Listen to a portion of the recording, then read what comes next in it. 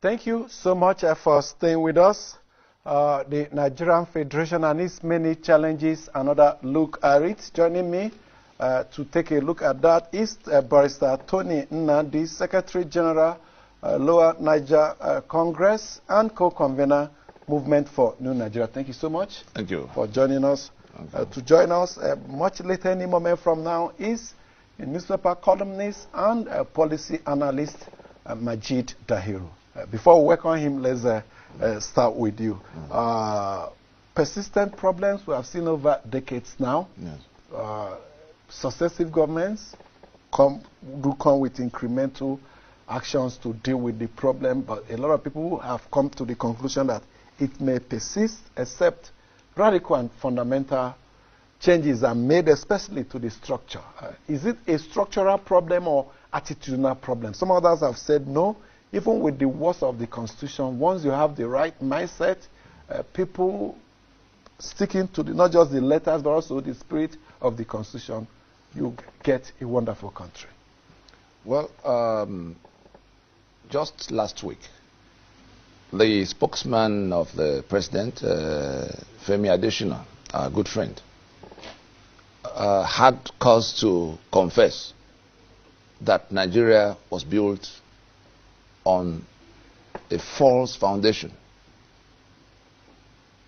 Before that last week, just in August of 2019, the UN Special Rapporteur that came to look at all the commotion, the killings, and everything going wrong here, came out with a verdict that the Constitution of Nigeria is like a pressure cooker for injustice.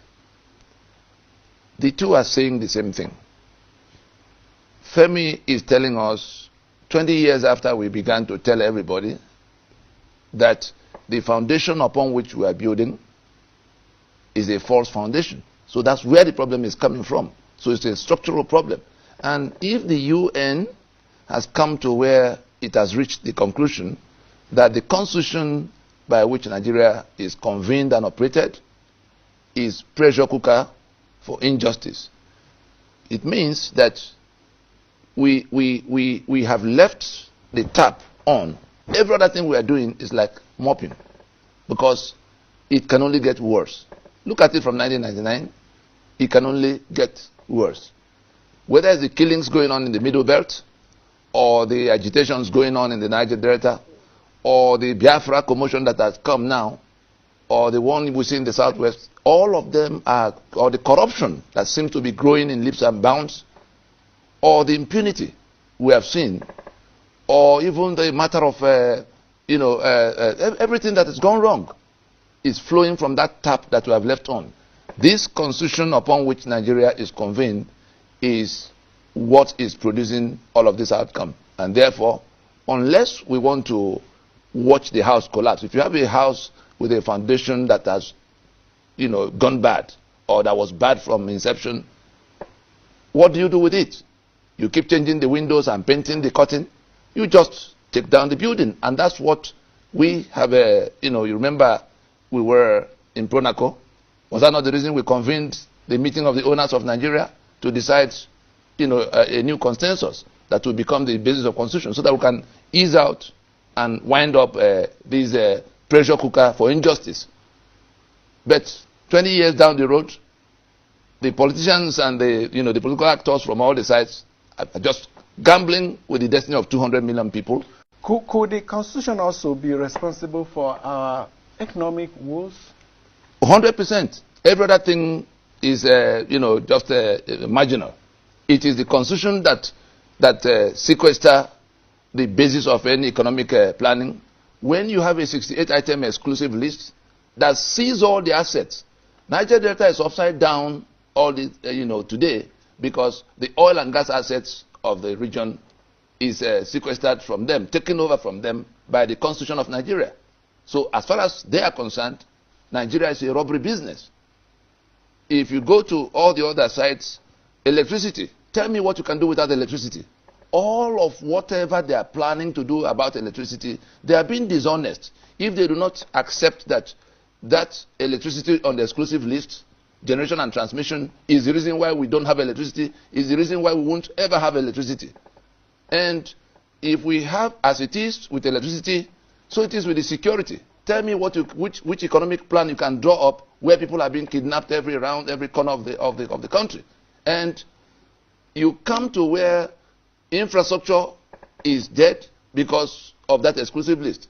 The roads are not there, the railways are not there, the ports are not there. The railways are coming up gradually. So how you can choose to trek. You have a meeting in Trafalgar Square. You are in Lagos.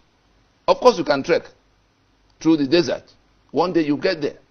You can also take a speedboat or some canoe. One day you sail there. But if I was the one who had to attend that meeting, I will board a flight and go to Heathrow. So if we choose once in a long while, we go and attend. It's like mopping. It's not even effective mopping. The tap is on. That we must find some way to do away with this constitution, otherwise it will do away with Nigeria. It's already done away with Nigeria. As we speak, a majority in that country you call Nigeria are now feeling that everybody is trying to work out their way out of that pressure cooker. Whether they are waving Biafran flags, or they are doing a Odua Republic, or the ones in the middle belt that are being killed. You think they are going to fold their arms and be afraid and not take steps to recover their rights to live in peace? Is it not, some say, some form of wishful thinking for one to say the problem is just all about the Constitution? I'm informing you. Some say there were successes recorded under this Constitution, successes in various aspects, and like I said earlier, yes, my opening question, have we spent much more time as we should on the attitude of those driving and implementing the Constitution? Let me tell you, the Constitution creates all of the problems we are trying to solve. And we will be dishonest if we think that the place will get dry with the tap still running. We say, let's go turn off the tap. That's what we went out to do in Pronaco, and we succeeded. Incidentally, all of the people who are now pretending they don't know what the problem is and inviting us to all kinds of idiotic solutions, they were all involved in the time we called this meeting of the owners of Nigeria. Nobody was left out.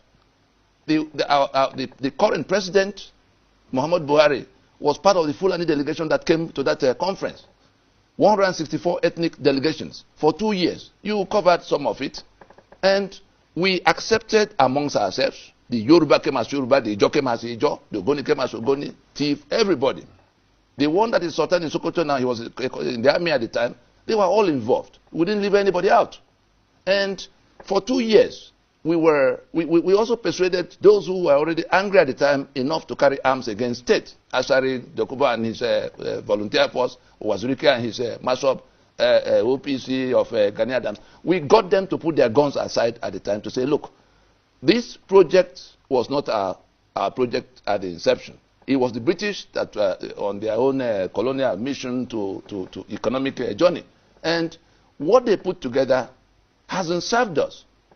And the constitutional arrangements we finally entered into in 1960 got toppled in 1966. Now, this present constitution... let's trace where it came from. This present presidential constitution first came up in 1979. Yes. Between 1960 and 1966, we have the independent constitution and, of course, the republican constitution in 1963. Yes. Democracy failed between this period, 1960 to 66. Yes.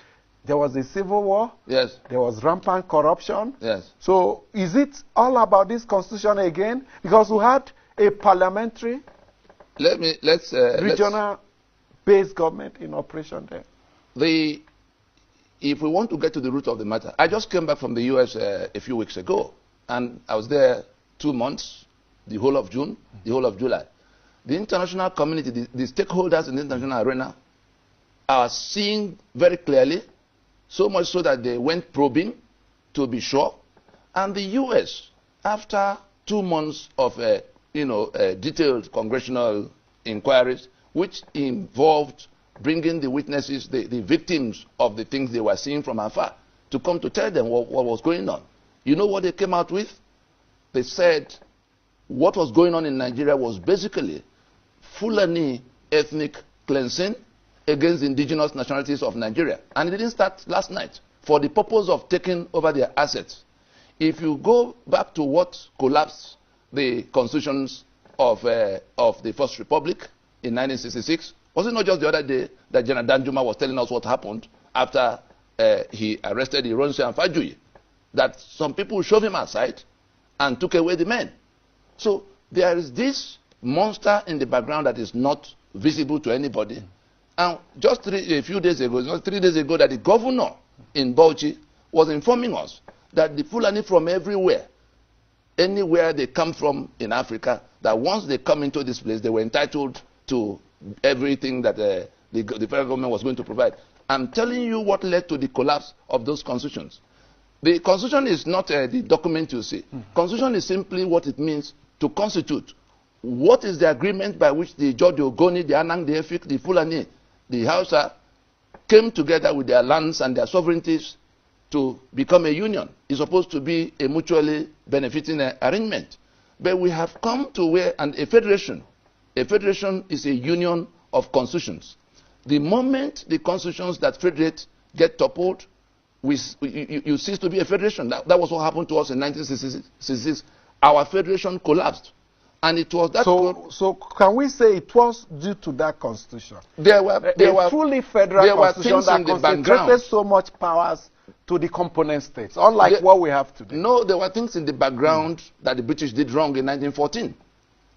Those things, they loaded power for some purpose of theirs. They loaded power unduly into the hands of one of the components in the federation they were putting together. That was why it had a problem. But it was a total agreement of all the component states and nationalities. Remember the conferences in London and in Nigeria? Yes, they all agreed and signed on to that constitution. That's what I'm telling you. The British was the midwife that knew where it put what. At the end of the day, but the other parties those things consented. Yes. So will it be right to now blame the British? No, the British. You think they left? There's a concept called sovereignty. Your sovereignty, which is your ultimate right to rule over yourself, is always with you. It never leaves you. But the day the colonial power comes, it becomes a suzerain power. It becomes the suzerainty that suppresses your sovereignty. What happened in 1960 was that we thought we were getting independent. But what they did was that the British handed over to a local agent. And we are still, everything we lament now. Did the British hand over, or there were some negotiations? Let me tell you. Record that there were many possibilities. Oh, just like the Action Group opened up discussions with the NCNC. The MPC also opened up discussions with the NCNC. It was the choice of the NCNC to go into an alignment with the MPC that threw up the government. Can we say it was the British that threw up the government? There were alternatives. Yes, who announced, at what point was the result of the election announced? Had the votes been counted all? Let me tell you what, just for us to take it from the horse's mouth. In the week of independence, Ahmadu Bello was celebrating with his lieutenants. And hear what he tells them. At the time, other people were drinking champagne. He says to them, and I'm quoting, "The new nation called Nigeria should be an estate of our great-grandfather Uthman Dan Fodio. We must ruthlessly prevent a change of power. We use the minorities of the North as willing tools and the South as a conquered territory, and never allow them to rule over us, and never allow them to have control over their future." This was reported in Parrot newspapers of 12th October 1960. Was he the only one that made such extreme statements? Many others were credited also to other regional leaders. For you to understand what he was celebrating, we go back again to 1913. And I have another thing from the Secretary for the Colonies, Lord Harcourt, the one after whom Port Harcourt was named, in a telegram in which he was trying to explain to those who wanted to know what they were about to do on the 1st of January in 1914. And let me quote from that telegram. so you can understand what happened in October of 1960. Harcourt says, he said, we have released northern Nigeria from the leading strings of the treasury. The promising and well-conducted youth is now on an allowance of his own and is about to effect an alliance with the Southern Lady of Means. I have issued the special license, and Sir Frederick Lugard will perform the ceremony. May the union be fruitful and the couple constant. Secretary of State, Lugard. You know, so the Harcourt. Now, as at that time in 1914, what the British did was to empower their local agent, who are still now presiding over us. But like I put it to you earlier, prior to the formation of the government in 1960, there was the possibility that NCNC and Action Group could have formed a coalition. That's the front end. What stopped that? That's the front end. You know, I have been with the very people who went into that negotiation. Enoro spent the last 7 years of his life trying to tell us exactly where they missed it, because at that time there were documents that there were things they didn't know, which we had dug out by ourselves. We broke into the archives everywhere across the globe, the same way WikiLeaks will get at information. We now saw what these people set out to do, and we began to trace how they managed to get us to where we found ourselves as at that time. And from that 1914 order in council to 1922 constitution to the one of 46, to all of them, the principle was the same: to create a sovereignty that will suppress our sovereignty. This constitution we have on the table is a cumulative product of 150 years of this kind of Maybe effort. when we come back from this short break, we'll talk about how those that were also in contention then did not notice what you're insinuating, they did not how they also I had the became privilege of asking them when I confronted them with the documents. Part of the process, the NCNC, MPC coalition I've been with all of them. After the short break, then our second guest, Majid Dahiru, will be joining us. Please do stay with us. Thank you so much for still staying with us. I've been with Barrister Tony Nnadi, Secretary General, Lower Niger Congress and co-convener Movement for New Nigeria. It's been all about the Nigerian Federation, State of the Union. He reached the conclusion that the problem has been and will always be the 1999 Presidential Constitution as amended, except otherwise we'll tinker with it. My second guest is right here with me, Majid Dahiru. Thank you so much for joining us. Thank you very much. Majid Dahiru is a newspaper columnist and policy analyst. From our Twitter handle, some of our listeners are also agreeing with you.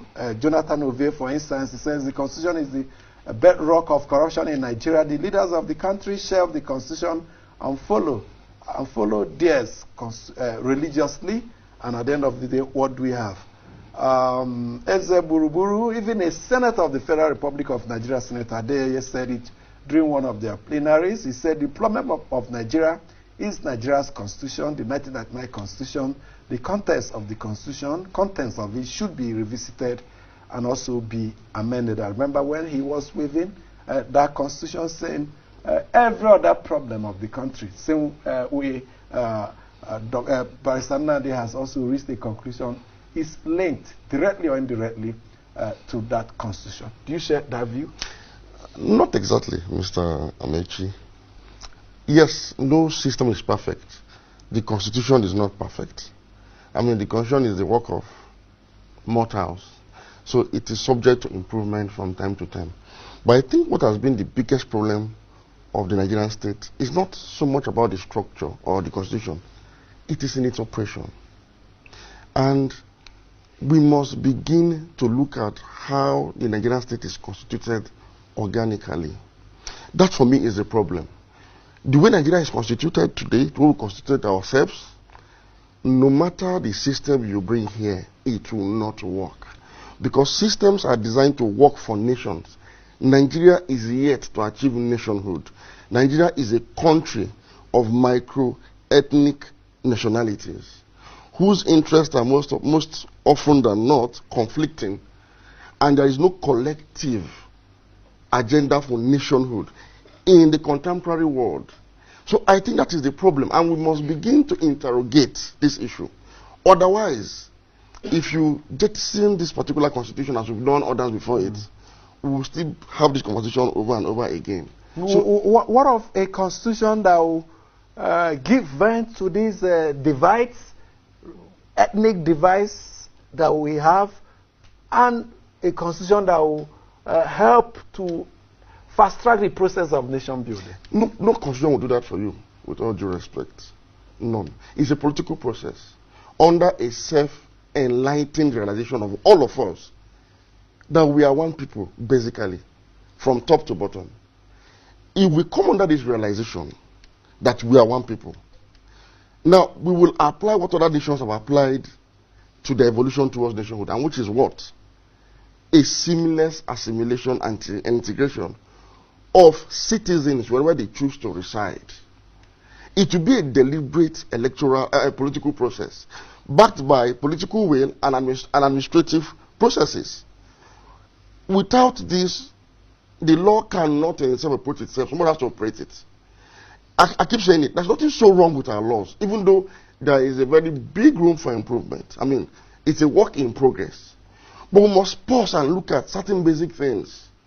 The Constitution did not ask us to be tribal. It does not ask us to be sectional. It actually tries as much as possible to foster national unity. We must give life to the spirit of the Constitution. That's why I threw up the question. The other constitution we had, the cabinet parliamentary constitution, just as what obtains in the U.S., a lot of powers and recognition of divisions as a first step towards achieving unity. That in as much as we strive to deny these divisions and divides, that we are not doing good service to it, that we cannot be wished away. Rather, what we have is a constitution. What we should have, a constitution that recognizes them, but also recognizes the corporate existence of Nigeria. You see, I think our difference as a nation is actually overblown. In fact, it's blunt of proportion. I keep saying this. Can I come hold on. Right. We are not a different people. We can actually be described as a plurality of same people. I am convinced about this. Now look, the earlier we begin to realize that we are one people and begin to restructure organically this time around our federating units away from its rigid form around ethnogeographic fault lines to geoeconomics, whereby, look, Anambra, for example, does not have to be Igbo, just as Kano does not have to be Fulani. Look, until we get to this point, we cannot be thinking of adjusting. That's the issue of state of residence rather than state of origin. It can come about by a political process. When I realized, for example, that this man sitting across the table with me is first and foremost a Nigerian, and I've decided to judge him by the content of his character, not his state of origin. That is the starting point. Until then, I will learn to relate with him as a Nigerian in shared interests. You recall that that issue came up at the 2014 National Conference, a proposal to replace state of origin with state of residence, but it was shut down. A lot of people said it is because of the way the country is constituted. If you take it to the National Assembly, such an attempt to amend the Constitution will be shut down, just like we saw with the devolution of powers. That's why I said, look, the political players today don't even realize that it is in their own best interest to begin to evolve the Nigerian state away from its current primitive structure to one that is modern, that is in sync with what obtains in the contemporary world. Look, I go back to the First Republic that I would love to talk about so much. The reason for the collapse, one of the many reasons for the collapse of the First Republic is this. The regions were rigidly ethnogeographic in nature, such that there was a conflict between indigenship and citizenship. Look, a man from Southeast is defined as an Igbo man, principally. He has limited rights in northern Nigeria. Yet, he's still living in the country where he's a citizen. It was also the same thing with somebody who is of northern Nigerian origin. He was not able to find a space in other regions because there was no system of assimilation and integration. There was nothing wrong with having an Igbo from northern Nigeria in the First Republic and the Fulani from eastern Nigeria in the First Republic. What I'm saying is not strange. The NCNC experimented with this, went through a purposeful political process. It wanted to, bring about an organic federation that actually, elevates residency over indigenship. When you had even a northerner that was supported by the party in the southeast to emerge as the mayor of Enugu, you had some people of southeast origin who won elections in the western region then under this platform. But it was discouraged because the leaders of the First Republic didn't key into this vision. It is the vision we need to key in today before we begin to talk about. So it's left for the political leaders. All of us are inclusive too. Okay. You want to weigh in here? Yeah, the fundamental disagreements in concepts. My first question will be, what is Nigeria? Because Nigeria is supposed to be a union of divergent interests, consciously built to become one functional union. And if anybody wants to understand the meaning of constitution, and I'm saying this as an expert in jurisprudence, my students in that field are the professors of law who teach in the universities. And I can tell you authoritatively that if you do not understand what we the people, having solemnly resolved to live in unity, means, you will not understand, do hereby give unto ourselves the following constitution. Like the memo and articles is to a company, that's what the constitution is to the country. Leave the document you see in front. Britain doesn't have one written like this. There are two things that the memo the document that creates the company, that Mr. ABC come together to form themselves into XYZ Limited.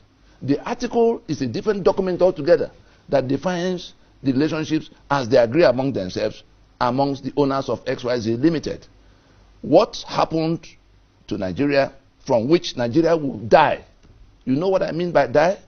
From which Nigeria will collapse if we do not accept that that is what our situation is. The whole world has seen it. It's not for nothing that the UN came sending the mission. It's not for nothing that the US spent almost 7 months inside 2019 to see whether they could get to the root of the matter. And I can assure you, they've gotten to the root of the matter. The international system is already getting ready for how to manage the products of that pressure cooker. You have a majority that want out of that bad arrangement today. And what is their reason? You sit on their sovereignty, because it is up to them to do what they will with their sovereignty. And you seize it and you put it underneath and begin to dictate to them by a document you made over their head. How did we come about this? In 1975, Murtala Mohammed came in. He commissioned Rotimi Williams to make a draft for him that went to Constituent Assembly in 1977. And we ended up with something that came out in 1979, processed by Obasanjo. All of the things the Constituent Assembly, it wasn't a product of the people. And if you want to know how far we have gone away from where we should have been going, let me just take it from even their own admission inside the document. If we do not get it, the union will go up in smoke because we are arguing blindly. Section 14, subsection 2A says that sovereignty belongs to the people of Nigeria, from whom government through this constitution derives all its powers and authority. Do you know what that means? It is the Yoruba, that could be a country of 55 million people, that will decide whether they want to be in this union and therefore to commit to a Nigeria that will enhance their prospects. What has happened is that Yoruba is now here against their will. The East went to war to say, let us go back to what can work for all of us. Nigeria beat them down and tied them up. The Jaw suddenly found themselves in the same situation. Well, now we have a majority. We have more than 3/4 of the country looking for how to escape from that prison. What constitution, what nature of constitution do you think will be like a cement to bind us? There are two things to be done. And that was what Bola Ige was trying to tell us. That's what we have done in this, all these movements in the last 20 years, two things must be done. We have to accept that we have not made a constitution, that it is a lie that we submitted our sovereignty to be managed in this manner. Two, we then have to go to the process by which we will give up what we want to give up and keep what we must keep. By way of amendment or a new constitution? No, there's nothing to amend. We have not made a constitution. Those people who have to start from the scratch. No, those people who gather in the national, was it amendment that cured apartheid? The same principles that led to apartheid constitution are the principles we have here, the principles of master and servant. Okay. And the people in the National Assembly who are pretending they are going to fix it, I tell you, their mandate, the legislative mandate of National Assembly does not include constitution making. Okay. They are committing treason against the rest of us in pretending that the ones who have now become the owners of our sovereignty. Let me get your perspective. So there's no such thing as a Yoruba nation. Neither is there is a thing as the Igbo nation or the Ijaw nation. If you leave the Yorubas, those that identify today as Yoruba, on their own, different identities will emerge. You're going to have the are sub-identities. Sub down to this, to all sub-Igbos, from us use that expression. Let us leave this theory behind and move ahead. Why can't we discuss it? Hold on. Why can't we discuss it? It has come to where people are going to exercise. Let's allow him to anything that is up to they can find. Nobody is going to remain in this pressure cooker and die in it. Let's allow him to express his point. Thank you very much. There's no such thing as ethnic nationalities as we tend to want to portray today. We have individual needs. We have collective needs. And I am saying, intellectuals like him and others that have the opportunity to mold public opinion must begin to speak to the real issues. We've been on this road since before independence. Nigeria is not the only country in the world that was colonized. Even Britain was colonized. America was colonized. China was humiliated, was occupied by different countries. Some other countries were actually enslaved, some were conquered, some were suppressed. We don't have the worst of histories when it comes to colonialism. Let us take lessons from even our colonial masters. They were able, the reason Britain was able to conquer probably half of the entire universe was because they were able to unify their country around a national agenda for world conquest, irrespective of their plurality in ethnicity. Britain is made up of plural ethnic groups. As much as the Irish. Even within the Scots, you have Jewish people, you have Asians, you have Germanic peoples, you have Greek peoples. They are all United Kingdom today. And there are agitations for some independence also within Britain. The Scots are still insisting on opting out. And that is why the state is managing it delicately. That's why there's no marginalization. It's just all about managing this. It's management. That is why, for example, and it boils down to the leaders. England, for example, dominates British politics. They have the largest constituency in parliament. But you know what?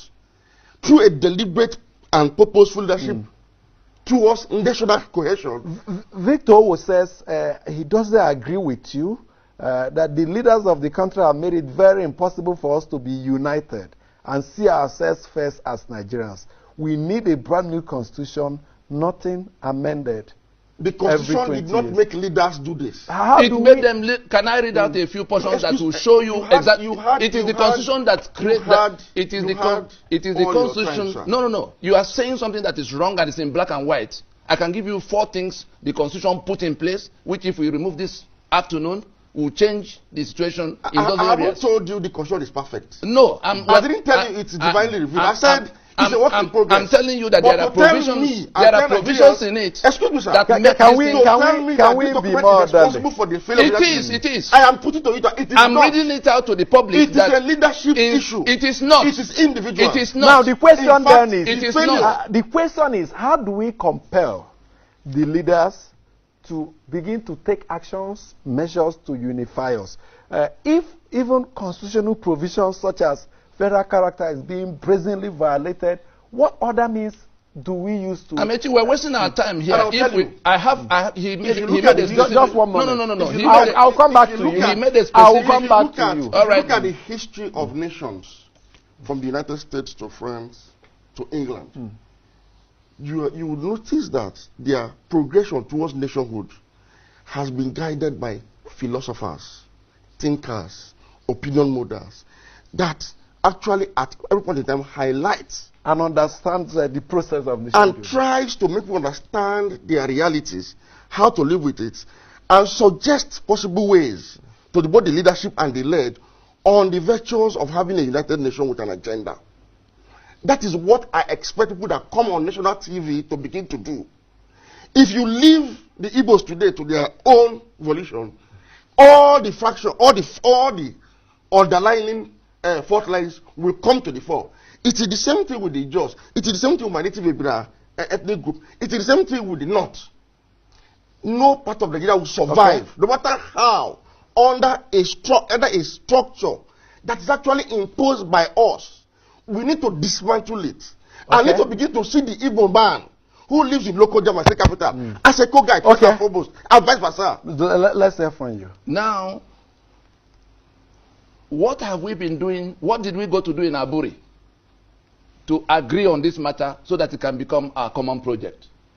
It was tossed aside, and 3.5 million people were killed on one side to force the way of the one who believes that all men are not born equal and that he is born to rule the other. What were we doing in Ponako? It was to get all the nationalities to come to agree on these things when government didn't see any need. And after 15 years, some people came up to say, when there was when there was providential intervention for somebody else to become president, they said they will make the country ungovernable. And now, we then, I know. Let's profile solutions. You don't understand what the problem is. We don't have more. Let's manage the little time we have. Now, you said the way is a new constitution. What should the process be like of evolving a new constitution? 2 levels, 2-stage process. Anything less than that, if anybody is dumb enough to take Nigeria for granted, non-negotiable like they tell us every day, that person is going to learn the hard way, because that Nigeria will be the first casualty. They have been killing. So it doesn't matter how many more they kill. By way of South Africa, Conference of Nationalities. South Africa came to where they accepted that apartheid constitution like we have now cannot be the basis of society. They put it aside and called a meeting of all the owners of the place. It took them 5 years. In this instance, in the Nigerian context, who are the owners that will come together? The people who will be countries of their own, like you saw happen with Yugoslavia when they didn't discuss. The people that could be countries of their own, like you saw in Soviet Union, when it came to where they didn't find common ground. 15 countries. Do I say ethnic nationalities or pressure groups? There are two stages. The first stage, a federation being a union of constitutions, and we having lost. We ceased to be a federation when the 5 constitutions that defined us got toppled. And what has to happen now is that the units that will federate will meet in the first instance and work out the constitutions that will then come in the second layer to agree among themselves. Under this one that is on the table, we have no federation right now. We have no union. Dahiru, the US agreed. Excuse me. The US agreed to be one union. The premise of the argument is that a focused philosopher-king leadership ruling based on justice would deliver. How do we compel the leaders to toe that line very quickly? We must continue to ask for such a leader. Then the house will collapse on us. An electoral process that lacks the house will collapse on us. If anybody is hoping that this document is going to keep this union, no. He says something that we need to correct on air. He said I'll come to you. That is responsible for what is happening. Let him just land. Sorry. Thank you very much. Now, our flawed electoral process is enabled by the people because we are under the yoke of identity politics, all of us. Yes. What is a federation doing with an INEC? What is a federation doing with an electoral body that can convert an election of Our political process is premised on primordial sense. This is the kind of argument that will collapse this country. And we need to begin to change that. For example, you would recall, as a columnist, I'm a Muslim from the north. Okay. I have held Buhari accountable severally on his sectionalism. I have described him as a limited sectionalism to a new state policy. And that is folly of leadership. And so we need something we otherwise. need something otherwise. If Okay. Buhari, for example, understand what I'm saying Thank he you will so not much. choke the presidency with one of his own ethnic group. Majid Dahiru is a My question newspaper is, how did you come about the columnist. Buhari as president? Anthony Nnadi is a legal practitioner. Thank you so much, gentlemen, for weighing in. It's a continuous conversation all about better Nigeria. Thank you also for being part of it. My name is Amechi, and we have a good time.